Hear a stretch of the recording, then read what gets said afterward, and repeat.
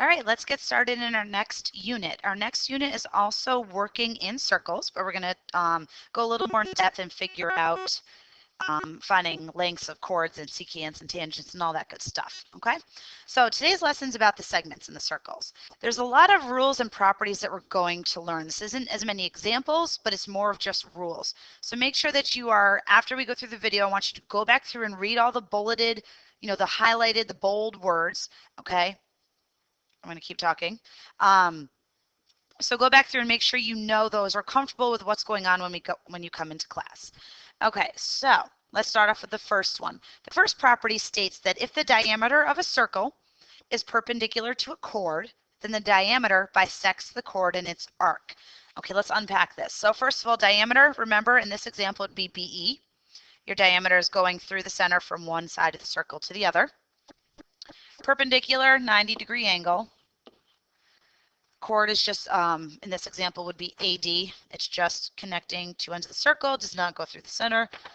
And then the diameter, we already talked about that. Bisects, meaning cut in half. Okay, so if the diameter of a circle is perpendicular, so if I tell you that the diameter is perpendicular to another chord, then we know that it's going to cut the chord in half and the arc.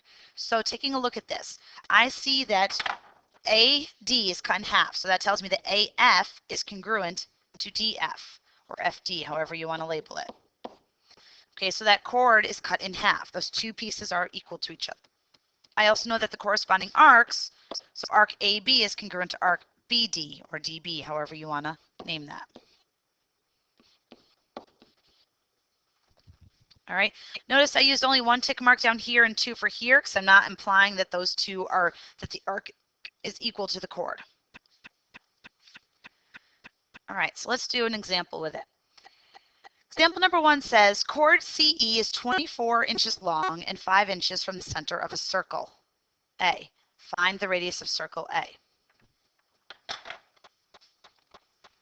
All right, first thing I want to do is draw a picture. So I'm going to draw a circle, put in my center as the circle A. It tells me that chord CE is 24 inches long. Okay, so I'm going to draw my chord down here and say that whole thing is 24. My chord can go anywhere as long as it's not going through the center, okay, and has to go from one part of the circle to another. All right, I also learned that the chord is 5 inches away from the center of circle A. Find the radius. So I'm going to draw that down. Now, this is 5. I need to find, and I know that my radius is going to hit down there, okay, at my chord, and I need to find the radius, which is this side right here. All right, well, guys, we formed a right triangle. All right, because hypothetically, if I were to make this an entire diameter, I know that if it's perpendicular, it's cutting this in half. So this is equal to this. So if the whole thing is 24, this part is 12. So what have we learned already this year that's going to help us find the length of the radius? We can use our Pythagorean theorem, x being the hypotenuse. So we can do 5 squared plus 12 squared equals our x squared. And of course, we're just going to solve. 5 squared is 25, 12 squared is 144. So I get 169 equals x squared. Take the square root of both sides and I get x equals 13. So that tells me my radius is 13. All right, and I drew my radius to, once again, from the center to the outside, and I made a triangle so I could use Pythagorean theorem to help me. The second part says find the measure of arc CE. Okay, so let's outline arc CE. This whole thing right here. Okay, I want to find the measure of that entire arc. Well, think about what we've learned already this year. We know that this part of the arc, from here to here, is going to be the same as this measure in here because that's a central angle. So we can first find the measure of that angle, get half of the arc, and then double our answer. Well, I don't know any angle measures except for the 90. I can't assume it's a 30, 60, 90 or a 45, 45, 90, but I can use trig. Okay, so if I'm standing, draw your person. Give him some crazy hair. All right, if I'm standing here looking from this angle, I can use any of my trig ratios that I want to because I have all 3 sides. So you just pick one. I'm going to use sine because I'm going to use my opposite and my hypotenuse. It doesn't matter. You could use tangent or cosine, just make sure you're using the right numbers. So I'm going to do the sine of x, let's call this y. The sine of y, because I'm trying to find that central angle, is equal to the opposite, which is 12, over the hypotenuse is 13. So when I go ahead and I solve that, remember I'm doing inverse, so I have to do second sine, and in this case I get about 67.380 degrees, so 67.38. Am I done? No. Why? Because that is only half of my arc. Remember, the arc is cut in half, so I have from here to here, I need to double that to get the final answer. So when I go ahead and multiply that by 2, I get 136.76 degrees as my answer. All right, so once again, concepts we've learned already this year are coming back and we are reviewing them. Okay, let's hop on to the next page. Okay, the next property. So for the next 2 pages, we aren't doing examples. It's more of just talking through the properties. So this is what you really need to read through and take a look at and figure out what's going on. All right, so this property states that if the diameter of a circle bisects a chord, then the diameter is also perpendicular to the chord. So it's kind of taking what we just did in number 1 and flip-flopping it. And the first one I said, well, hey, if it's perpendicular, then it's bisected. Okay, now we're going backwards. If you notice a chord is cut into 2 equal pieces, then you know that the line that's going through it, A is a diameter and B is perpendicular to it.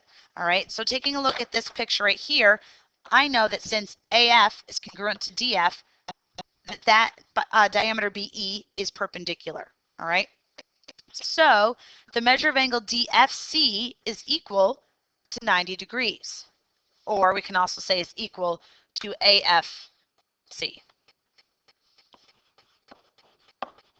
It's also equal to BFD. Okay, there's so many. We're also just going to put in there 90 degrees. I want you to know it's perpendicular.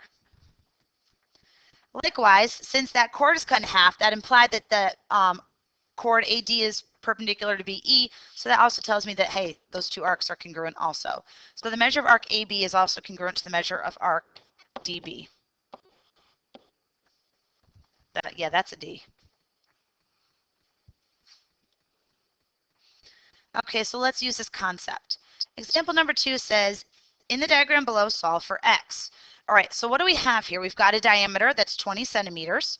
We've got a segment being drawn from the diameter to a chord, and we've got a chord that's being cut in half. Since this chord is cut in half, I know that this line right here, I'm going to outline in green, is perpendicular to that chord. So here's a right angle. So whenever I see a right triangle and I have 2 of the sides, I can go ahead and I can make a triangle. Right here. So just pretend that those 2 actually cross in a nice place. Now what did I just draw? I drew a radius, all right, because any line that goes from the center to the side of the circle, no matter where it is a radius. I'm just going to fix that. Oops. And what is the length of our radius? It's 10. Okay, because if the diameter is 20, our radius is 10. So once again, I'm going to use Pythagorean theorem to find x. And it looks like on here, x is indicating only half of it, okay? Just make sure you're looking carefully if you're finding the whole thing or just half. If I was finding the whole thing, I would have to double my answer here. Now, 10 is my hypotenuse because that's across from the right angle. So I have x squared plus 5 squared equals 10 squared. So x squared plus 25 equals 100. So therefore, x squared equals 75. And when I take the square root, I get x equals the square root of 75.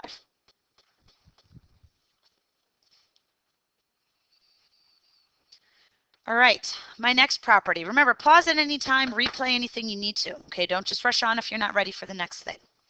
So my next property states that if 2 chords are congruent, so 2 chords in a circle are congruent, then the chords are equidistant from the center of the circle. All right, guys, equidistant meaning same distance.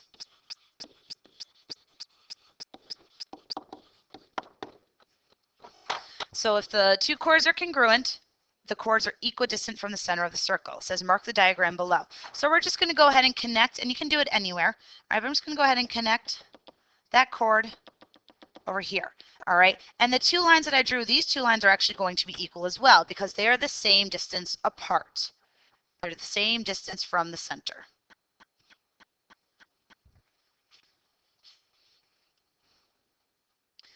So take this and kind of flip it. If I'm telling you the 2 chords are equidistant, then you know that the chords are congruent. So taking a look at this diagram down here, and of course, yes, we formed a right angle. Taking a look at this diagram down here, I see that they are equidistant. How do I know? Because I have congruent marks right there. All right, so those two chords are equidistant, meaning that this entire chord is congruent to this one over here.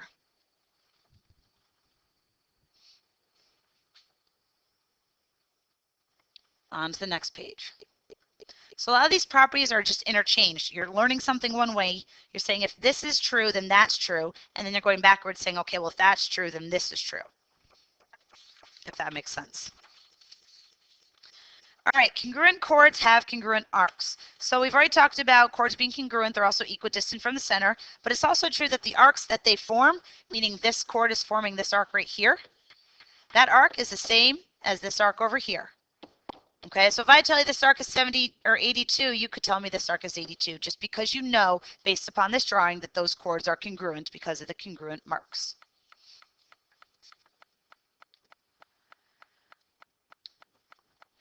All right, a line that is tangent to a circle is perpendicular to the radius at the point of tangency. All right, tangent once again means touching once. Okay, it doesn't cross through it, it just touches once on the outside. So the line that is tangent is perpendicular to the radius. Here's my radius, 90 degrees. Okay, it has to be at the point of tangency. It can't be drawing it over here. It has to be at the point where the line itself touches the circle.